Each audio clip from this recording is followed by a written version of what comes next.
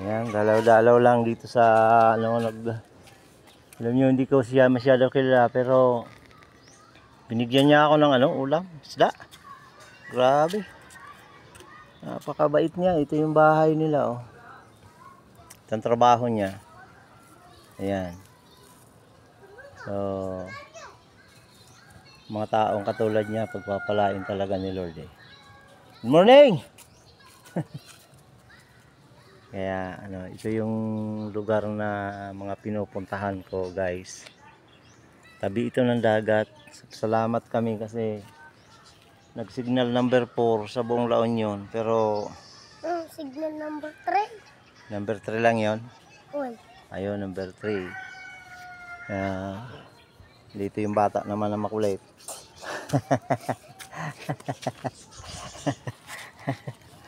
Kulit ng bata na to.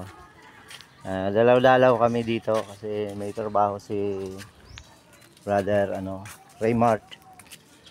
Yan ang trabaho niya dyan, naghahakot siya niyan, oh. Yan. Sabi ko hindi natin abalahin, sabi ko dumating na lang sila pag Sunday. Yan. Bali ito yung lugar na pinupunta ko na. Yan. Kita mo dito, oh, may tubig pa. Oh. Yan. Oh. Ang ganda ng lugar, eh. Yan, oh. Patunay sa ulan. Hindi pa nawala.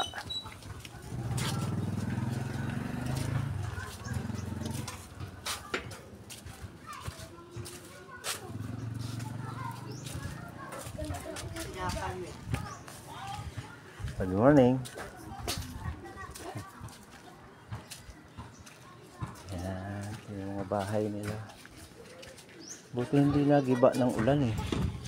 Ay, ng bagyo. Grabe ang lakas ng bagyo na yun.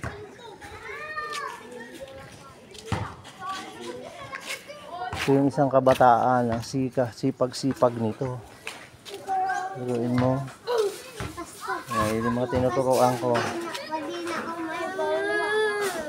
Madi na kahit ni mama mo? Apay ka na? Ay, ganon. Ibali yung gusto na lang. Kayo nagbabantay? Ang pangalan mo, sir? Hana? Halika. Ito si Hana. Oh. Minsan niyang umatin. Hindi ka, huwag ka mahiya. Ito, halika dito. Ayan si Hana. Oh. Kakaibang kabataan to. Kasi ang iba, pakinding-kinding sa kanto. Ito, nagtitinda. Ayan, sipag niya. Kanya to, oh.